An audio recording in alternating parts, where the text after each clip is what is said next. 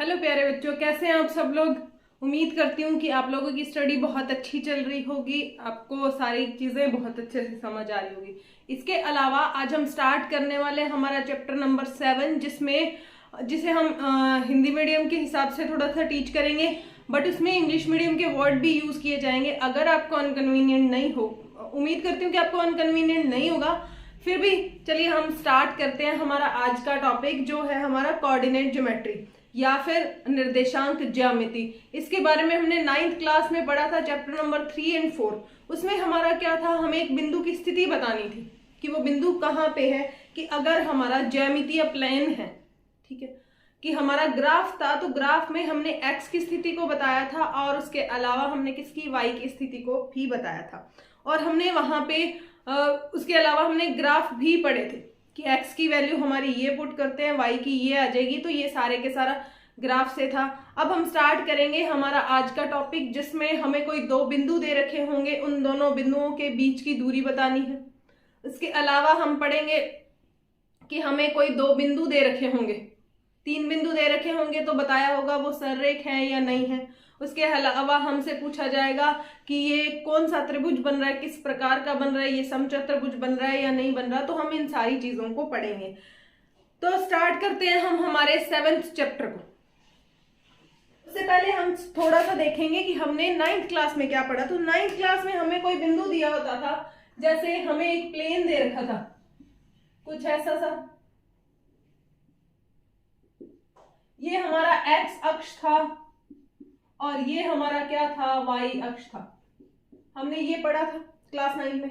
हमें दे दिया था कि कोई यहाँ पे बिंदु है, ठीक है, तो हम कहां से, ये हमारा मूल बिंदु होता था या ओरिजिन था, तो हम ओरिजिन से स्टार्ट होके, मान लो यहाँ हमारा कोई पॉइंट था एक्स और यहाँ पॉइंट था हमारा वाई, तो हम बताते थे कि एक्स से हम चलते हैं तो हमारे पास ये वाली डिस्टेंस और ये वाली जो डिस्टेंस है, ठीक है, तो ये वाले बिंदु के निर्देशांक क्या होते थे, एक्स वाई होते थे, ठीक है, कि एक्स का निर्देशांक पहले आएगा और वाई का निर्देशांक बाद में आएगा।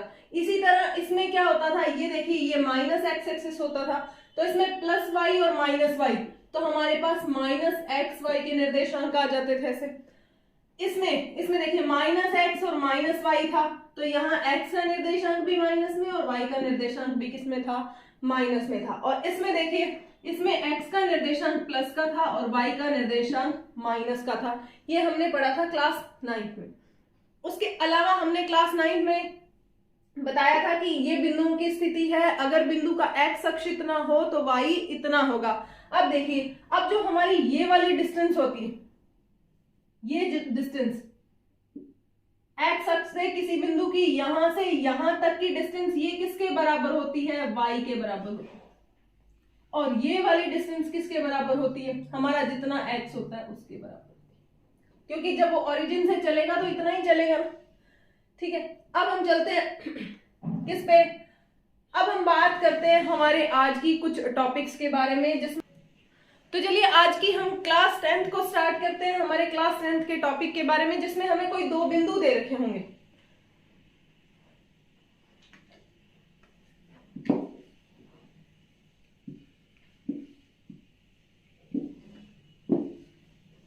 कि हमारा ग्राफ यही रहेगा। अब इसमें कोई दो बिंदु दे रखे हों, यानी कि एक बिंदु हमारा ए दे रखा हो यहाँ पे, ठीक है, दूसरा बिंदु बी दे रखा हो यहाँ पे, इसके निर्देशांक हमारे क्या हो, x1 y1 हो, इसके निर्देशांक x2 y2 हो। इतना काम हम 9th क्लास में कर चुके हैं। अब देखो, अब क्या होगा, इन दोनों के बीच की दूरी हमसे कही जाएगी कि इन दोनों के बीच की दूरी कितनी है, हमें वो दूरी बतानी है। दूरी के लिए हमें फॉर्मूला लगाना है। और आप ये बात जानते हैं कि दूरी कभी भी ऋणात्मक नहीं हो सकती, दूरी हमेशा धनात्मक होती है। हमने पढ़ा है साइंस में, जिसमें ये था कि दूरी कभी भी डिस्टेंस या फिर दूरी क्या होती है, हमेशा क्या होती है, पॉजिटिव होती है, कभी भी नेगेटिव नहीं हो सकती, कभी भी ऋणात्मक नहीं होगी। कभी आपने सुना है कि -10 किलोमीटर जा रहा है, -25 किलोमीटर जा रहा है, ऐसा नहीं सुना, तो हम वहां से थोड़ा सा आइडिया लगा लेंगे कि दूरी कैसी होती है, हमेशा धनात्मक होती है। चलिए, तो अब हमें इन दो बिंदुओं को के बीच की दूरी बतानी है। तो इन दोनों बिंदुओं के बीच की दूरी बताने के लिए हम दूरी सूत्र का यूज करते हैं। तो हमारा दूरी सूत्र क्या होता है, या फिर हम इसको बोलते हैं डिस्टेंस फॉर्मूला। दूरी सूत्र या डिस्टेंस फॉर्मूला बोलते हैं, वो हमारा क्या होगा, √x2 माइनस x1 का square plus y2 minus y1 का स्क्वायर। कि हमारा x2 सबसे पहले रूट लगाएंगे, फिर x2 माइनस x1 की whole square plus y2 minus y1 की होल स्क्वायर। ये हमारा क्या होगा, दूरी सूत्र होगा। तो चलिए आज हम इसी फॉर्मूला पे क्वेश्चन स्टार्ट करते हैं। तो हमारा फर्स्ट क्वेश्चन है हमारी 7.1 का पहला क्वेश्चन।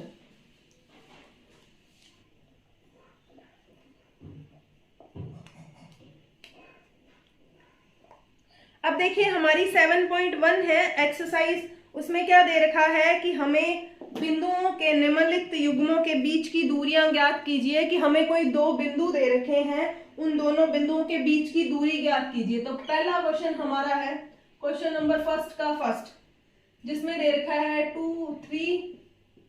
ये हमारा कोई ए पॉइंट हो गया, ये हमारा कोई बी पॉइंट हो गया, ये हो गया 4 और 1। इसी तरह हमारा सेकंड क्वेश्चन क्या होगा, हमारा सेकंड क्वेश्चन -5, 7 होगा, और उससे नेक्स्ट होगा बी होगा हमारा -1 और 3। इसी तरह थर्ड क्वेश्चन की बात करें तो हमारा थर्ड क्वेश्चन क्या होगा, ए बी है एक निर्देशांक और दूसरा निर्देशांक है -a -b। ये हमारे फर्स्ट क्वेश्चन के 3 पार्ट है। सबसे पहला है कोई दो बिंदु दे रखे हैं, यानी कि एक बिंदु यहां होगा ए और एक बिंदु यहां होगा बी। हमें इन दोनों बिंदुओं के बीच की दूरी ज्ञात करनी है, हमें इन दोनों पॉइंट्स के बीच की डिस्टेंस फाइंड करनी है। तो डिस्टेंस फाइंड करने के लिए हमारे पास डिस्टेंस फॉर्मूला या दूरी सूत्र होता है।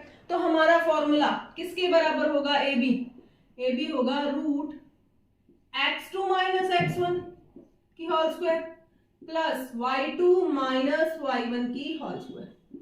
ऐसा होगा कि x1 माइनस x2 की होल स्क्वायर लगाएंगे प्लस y2 माइनस y1 की। इस चैप्टर में ये बहुत यूज होने वाला फॉर्मूला है, तो इसलिए आपको इस फॉर्मूला को थोड़ा सा अच्छे से ध्यान में रखना है। अब देखिए, अब आपकी मर्जी है, चाहे आप इसको x1 y1 मान लो, चाहे आप इसको x1।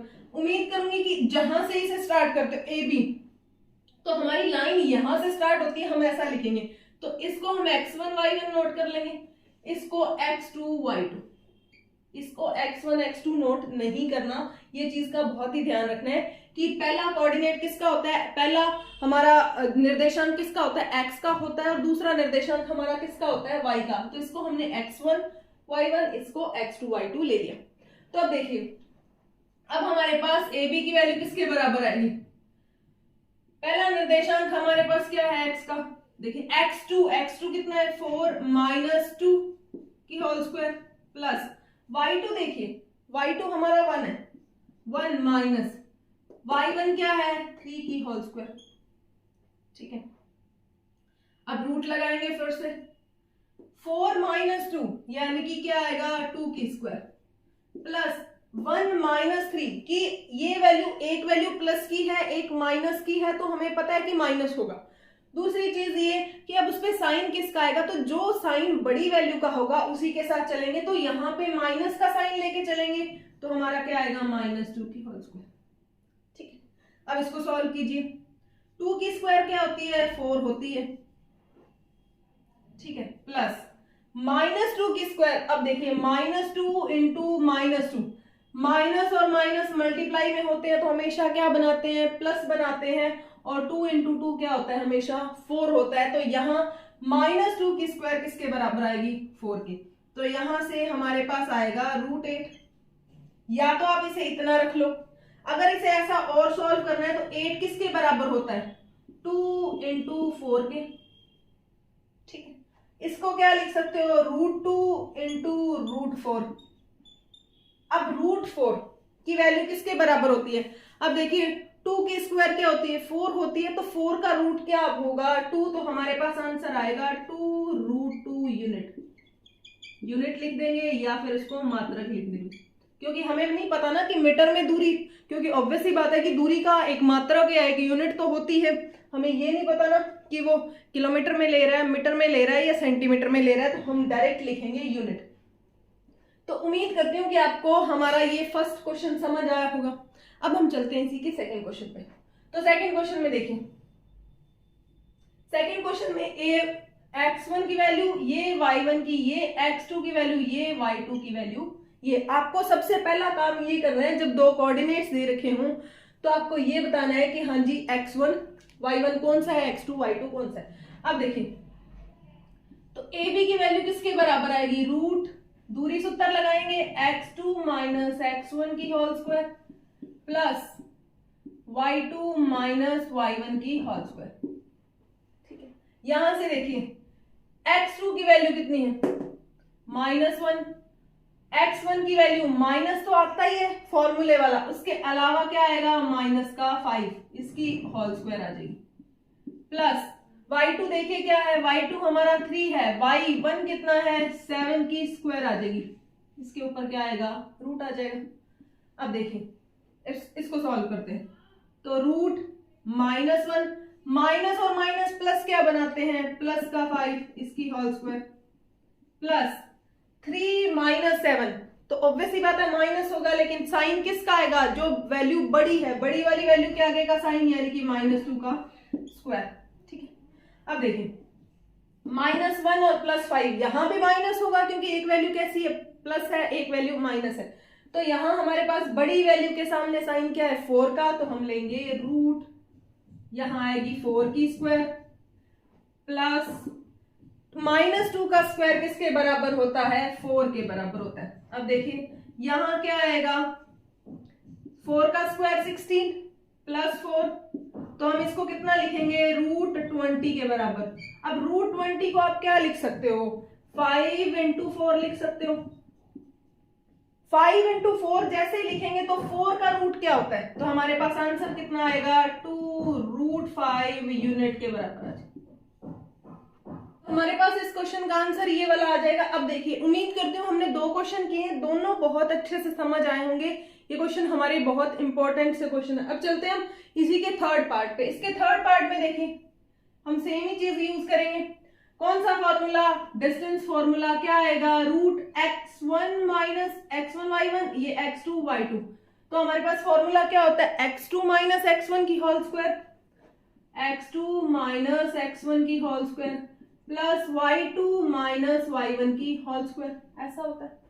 अब देखिए x1 हमारा क्या है, रूट लगेगा, x1 x2 देखिए क्या है, -a, x1 फिर -a की होल स्क्वायर प्लस, अब देखिए y2 हमारा -b की होल स्क्वायर, ये देखिए -a और -a किसके बराबर आ जाएगा, -a और -a -2a की होल स्क्वायर प्लस -2b की होल स्क्वायर आ जाएगी।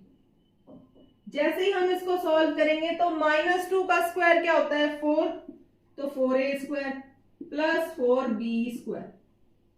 अब हम इस पूरी टर्म में से क्या कॉमन ले लें, 4 को कॉमन ले ले, तो हमारे पास क्या आएगा, root 4a square plus b square.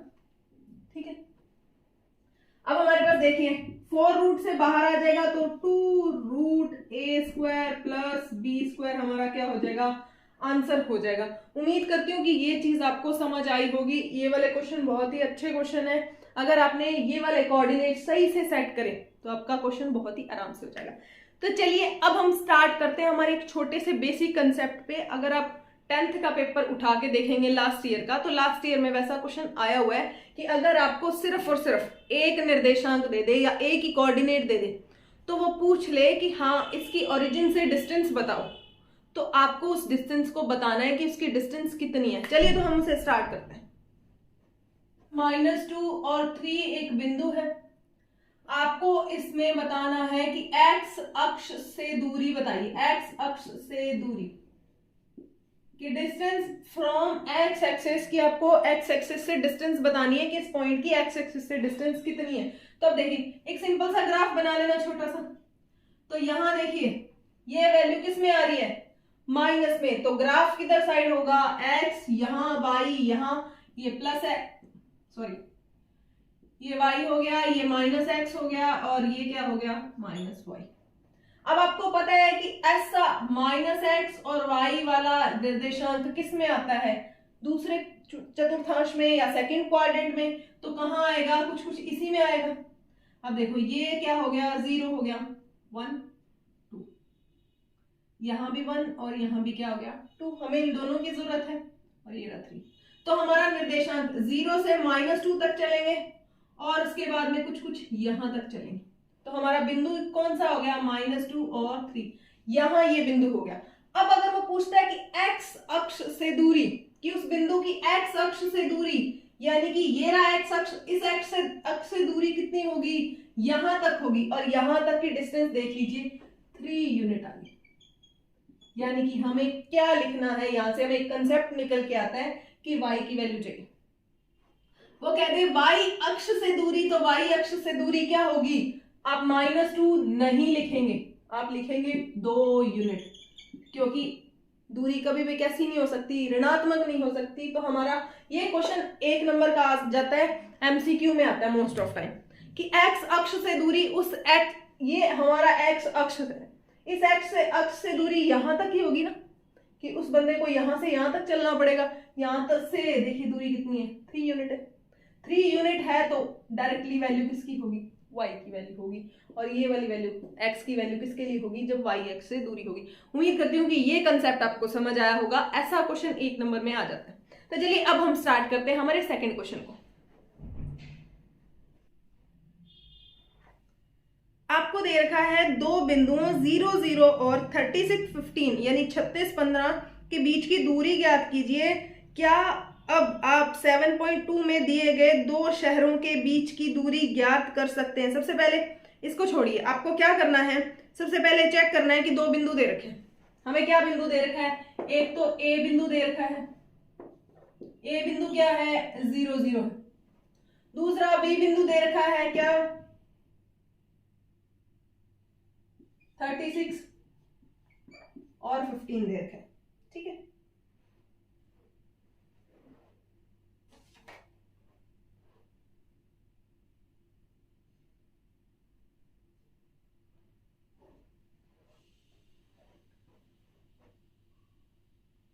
अब देखिए दो बिंदु दे दिए और इन दो शहरों के बीच की दूरी बतानी है, यानी कि ए शहर है, ये बी शहर है, इन दोनों के बीच की दूरी बतानी है। और उसने हमें दे दिए निर्देशांक, कोऑर्डिनेट्स दे दिए कि एक्स अक्ष इतना है, वाई इतना है। तो चलिए अब हम स्टार्ट करते हैं। फॉर्मूला कौन सा लगाएंगे, फॉर्मूला लगाएंगे √x2 माइनस x1 की square plus y2 minus y1 की होल स्क्वायर। फॉर्मूला आपका ऐसा होगा, लेकिन ये कोऑर्डिनेट्स होंगे, ये निर्देशांक होंगे, इसमें पहले वाला x1 का, दूसरा y1 का, ये x2 का और ये y2 का। इसका ध्यान रखना। आप लोग क्या करते हैं, आप कंफ्यूज हो जाते हैं, आप क्या करते हैं, यहाँ x1 माइनस y1 रख देते हैं, यहाँ x2 माइनस y2 रख देते हैं, ठीक है। तो आपको ये मिस्टेक नहीं करनी है, ठीक है। अब देखिए, अब आप वैल्यूज पुट कर लीजिए, वैल्यूज पुट कर लेंगे तो हमारे पास देखिए x2 कितना है 36 माइनस x1 कितना है 0 की स्क्वायर प्लस y2 देखिए क्या है 15 माइनस 0 की स्क्वायर, ऐसा आ जाएगा। अब देखिए, अब हमारे पास किसी भी नंबर में से 0 को माइनस करते हैं तो हमेशा वही नंबर बचता है। तो हमारे पास यहाँ पे क्या आएगा 36 का स्क्वायर प्लस 15 का स्क्वायर। अब एक और गड़बड़ होगी, 36 का स्क्वायर आपको याद नहीं है तो आपके पास एक बढ़िया ऑप्शन है, आप क्या करेंगे 36 इंटू 36, दोनों को मल्टीप्लाई करेंगे, ठीक है। या फिर एक स्क्वायर फाइंड करने का एक और अलग तरीका होता है। हमारे पास क्या होता है 36 दे रखा है, आप क्या करेंगे इसकी स्क्वायर करेंगे, कितनी आएगी 36, इसकी स्क्वायर करेंगे कितनी आएगी 0 और 9, फिर इन दोनों नंबर को 2 से मल्टीप्लाई कर देंगे तो आपके पास क्या आएगा 2 इंटू 3 इंटू 6, तो ये कितना आएगा 36 आ जाएगा। अब देखिए, अब ये वाला नंबर डायरेक्ट इन दोनों का सम करके लिख दो 9 उसके बाद में इन दोनों का सम करके लिख दो, कितना आएगा 1296। आपके पास ये भी एक तरीका है, आप स्क्वायर ऐसे फाइंड कर सकते हैं। अगर आपको स्क्वायर ऐसे फाइंड नहीं करना, थोड़ा सा आप गलती नहीं करना चाहते हैं, तो आप इसको करेंगे 6 6 36, ये कितना आ जाएगा 216। अब फिर इसको मल्टीप्लाई कर दो, आपके पास आएगा क्या 1296। आपके पास दोनों में सेम वैल्यू आने वाली है, यहां गलती के चांसेस नहीं है। आप थोड़ा सा टाइम जरूर लें, लेकिन मिस्टेक आपको नहीं करनी है। कोई आपकी अगर एक पॉइंट की भी मिस्टेक है तो आपका पूरा का पूरा क्वेश्चन गलत हो जाएगा। आपको बहुत ही केयरफुली, और ये सारी चीजें कब हमारी सुधरेंगी, जब हम प्रैक्टिस करेंगे। तो हमें क्वेश्चंस पे ज्यादा से ज्यादा प्रैक्टिस करनी है जितनी पॉसिबल है। आपको ऐसा नहीं है कि आपको अलग अलग बुक्स खरीदनी है, आपको वहां से भी क्वेश्चन उठाने हैं। वहां आपको सबसे पहले जो आपकी एनसीईआरटी की टेक्स्ट बुक है, इसको बहुत अच्छे से 2-3 बार प्रैक्टिस करनी है, उससे आपकी प्रिपरेशन बहुत अच्छी हो जाएगी। तो चलिए अब हम वैल्यूज पुट करते हैं। तो ये आपके पास कितना आ जाएगा 1296 प्लस, अब ये देखिए ये कितना होगा 225। अब आप इनको जोड़ दो, कितना आ जाएगा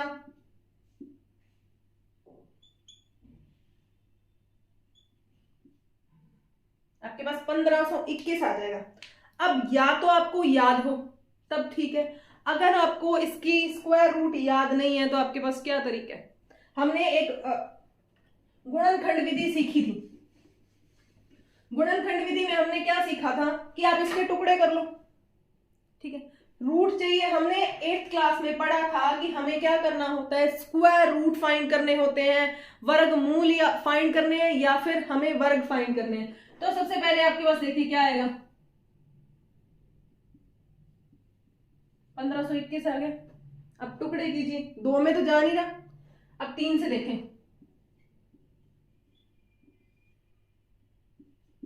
फिर देखिए फिर 3 से भी जाएगा,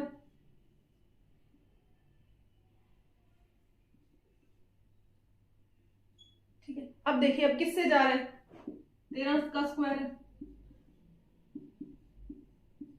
तो आपके पास देखिए 3 इंटू 3 इंटू 13 इंटू 13। अब हमें इसके टुकड़े क्या बन गए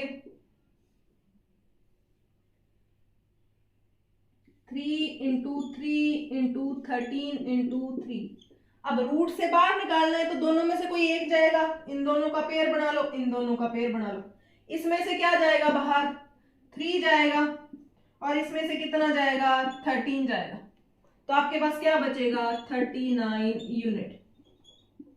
उन दोनों शहरों के बीच की जो दूरी है, या उन दोनों शहरों के बीच की, सिटीज के बीच की डिस्टेंस कितनी है, वो 39 यूनिट है। उम्मीद करती हूँ कि आपको इसके साथ साथ आपके 2 कंसेप्ट क्लियर हो गए। एक आपको स्क्वायर कैसे फाइंड करना है, दूसरा आपको स्क्वायर रूट कैसे फाइंड करना है, वर्गमूल कैसे फाइंड करना है, ठीक है। तो ये क्वेश्चन हमारा, इसमें वर्गमूल हमें पता होने चाहिए, वर्ग पता होने चाहिए, हमें स्क्वायर पता होने चाहिए, और स्क्वायर रूट पता होने चाहिए। हम स्क्वायर एक लिमिटेड से याद कर सकते हैं, स्क्वायर रूट भी लिमिटेड से याद कर सकते हैं। तो बाकियों को फाइंड करने का ये बेस्ट तरीका है, और स्क्वायर करने के मैंने आपको 2 तरीके बताए। जो भी आपको अच्छा लगे आप उसी को पुट कर सकते हैं, बट गलती नहीं करनी।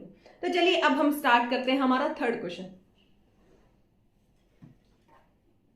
हमारा क्वेश्चन नंबर 3 दे रखा है, निर्धारित कीजिए कि क्या बिंदु A 5 2 3 और -2 -11 संरेखी है। अब देखिए इसमें एक अलग कंसेप्ट आता है हमारे पास।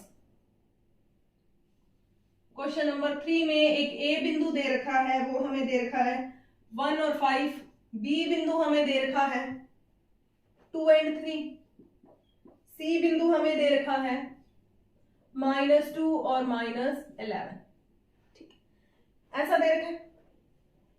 अब हमसे कहा गया है कि क्या यह संरेखी है। संरेखी का मतलब क्या होता है, कोलिनियर।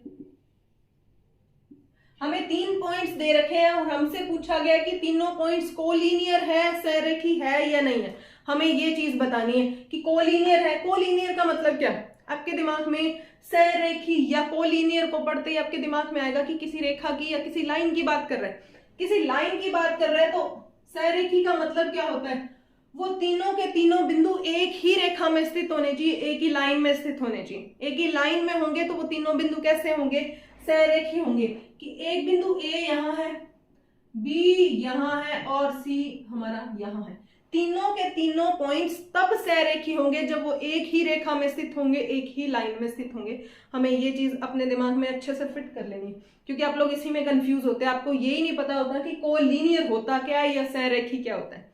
तो सहरेखी का मतलब या क्या, कोलिनियर का मतलब कि तीनों के तीनों बिंदु एक ही लाइन में स्थित हो।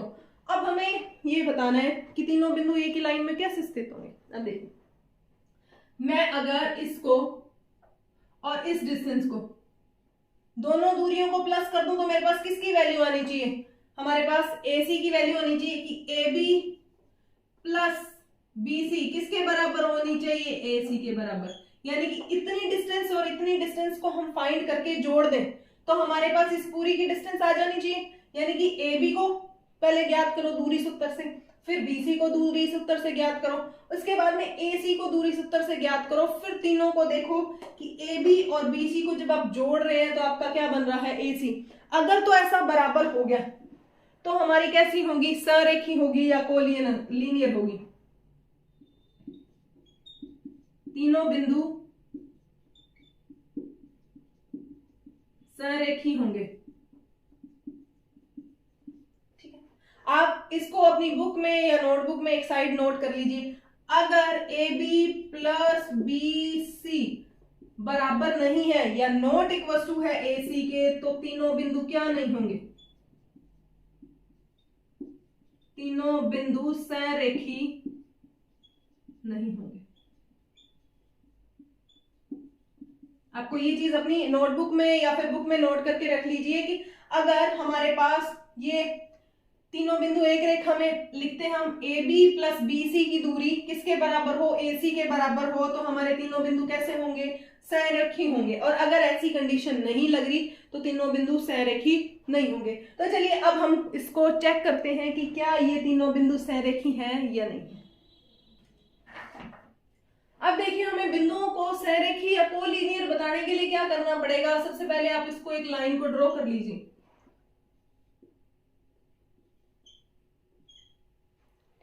आपको विजुअल इमेज बनानी है ताकि आपको ये चीजें समझ आ जाए। तो ये क्या होगा? 1 और 5 होगा, ये क्या होगा? 2 और 3 होगा, और ये क्या होगा? -2 और -11। सबसे पहले हमें किसकी दूरी ज्ञात करनी है? AB की दूरी ज्ञात।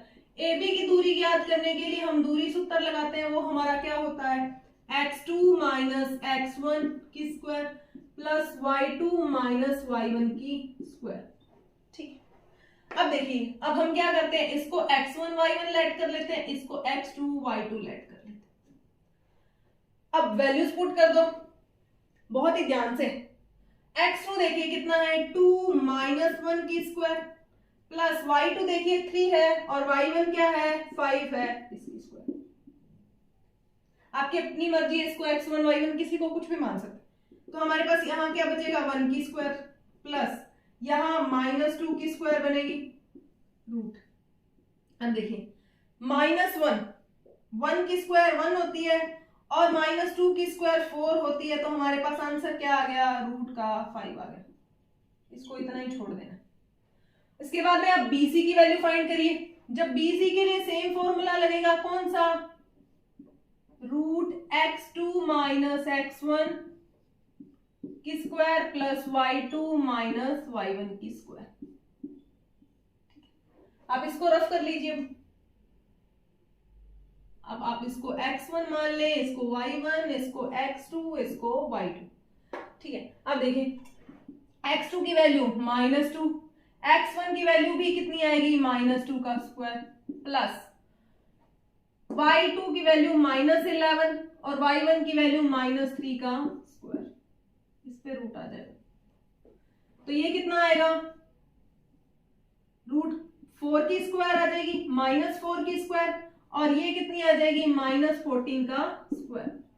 अब आप 4 की स्क्वायर तो जानते हैं कि 4 की स्क्वायर क्या होती है, लेकिन आपको 14 की स्क्वायर नहीं पता। तो 14 की स्क्वायर फाइंड करने के लिए हम कौन सा तरीका? 14 को 14 से मल्टीप्लाई कर लो, तो आपके पास 4 की स्क्वायर कितनी आ जाएगी? 16 प्लस इसकी स्क्वायर देखिए, 14 को 14 से मल्टीप्लाई करेंगे तो आपके पास क्या बनेगा? 196 बनेगा। ये देखिए 196 ही आ रहा है, ठीक है। तो आप ऐसा फाइंड कर सकते हैं। तो अब देखिए 196, ठीक है। तो यहां से देखिए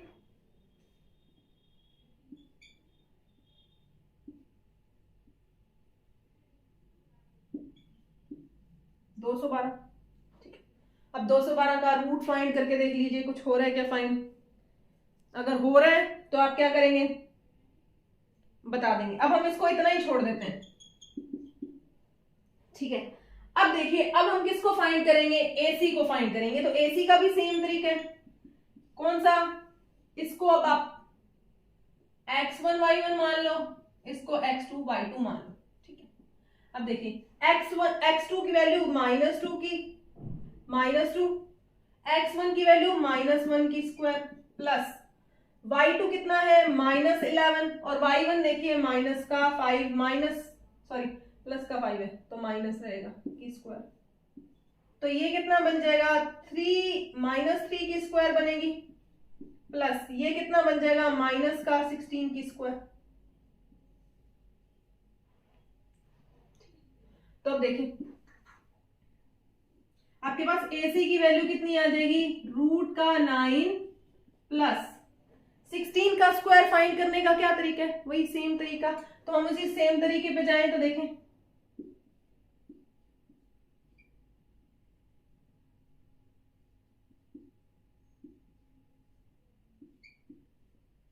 256 आएगा आपके पास, 256 AC। अब दोनों को ऐड करो, दोनों को ऐड करेंगे तो क्या आएगा 265 आएगा। अब देखिए अब अगर आप इनकी वैल्यूज को जब ऐड करेंगे तो आपके पास AB plus BC equals to क्या होगा, हमारे पास देखिए कौन सी वैल्यू को सबसे पहले √5 प्लस √212 को ऐड करने पे हमारे पास क्या आना चाहिए 265। चेक कीजिए आ रहा है क्या हमारा 265, नहीं आ रहा तो हम कह देंगे कि ये आपस में क्या नहीं है, बराबर नहीं है। इसका मतलब क्या हो गया, AB प्लस BC बराबर नहीं है किसके, AC के। अगर ऐसी कंडीशन बन रही है तो ये रेखा, ये बिंदु कैसे नहीं है, तो यह बिंदु सरेखी नहीं, ठीक है। आप इस क्वेश्चन को एक बार के लिए फिर से चेक कर लीजिए। AB हमने सबसे पहले इतनी डिस्टेंस फाइंड करी, कौन सा, दूरी सूत्र या डिस्टेंस फॉर्मूला लगाया, तो हमारे पास वैल्यू क्या है √5।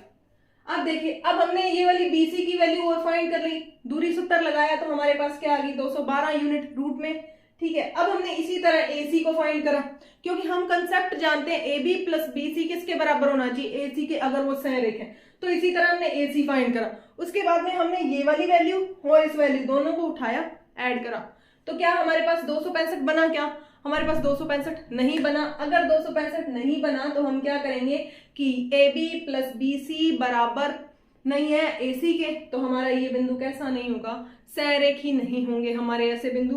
तो आपको इस पे क्वेश्चन करके देखने हैं। इसमें सबसे पहले आपके पास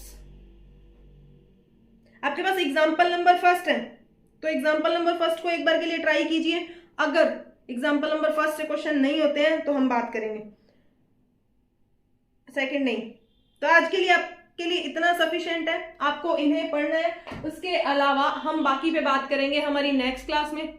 उम्मीद करती हूँ कि आपको ये क्वेश्चन समझ आए होंगे और इंग्लिश मीडियम के स्टूडेंट्स को अपनी टेक्स्ट बुक को यूज करना है ताकि वो क्वेश्चन को देख पाए, ठीक है। उम्मीद करती हूँ कि आपको ये चीज बहुत अच्छे से समझ आई होगी। और अगर आपका कोई सजेशन है या अगर आप अपनी कोई राय देना चाहते हैं तो आपको कमेंट बॉक्स में मेंशन कर देनी है। उससे पहले अगर आपको वीडियो पसंद आई है तो वीडियो को लाइक करें, शेयर करें और सब्सक्राइब करें। तो चलिए थैंक यू, आज की क्लास के लिए इतना काफी है, बाकी पे हम बात करेंगे।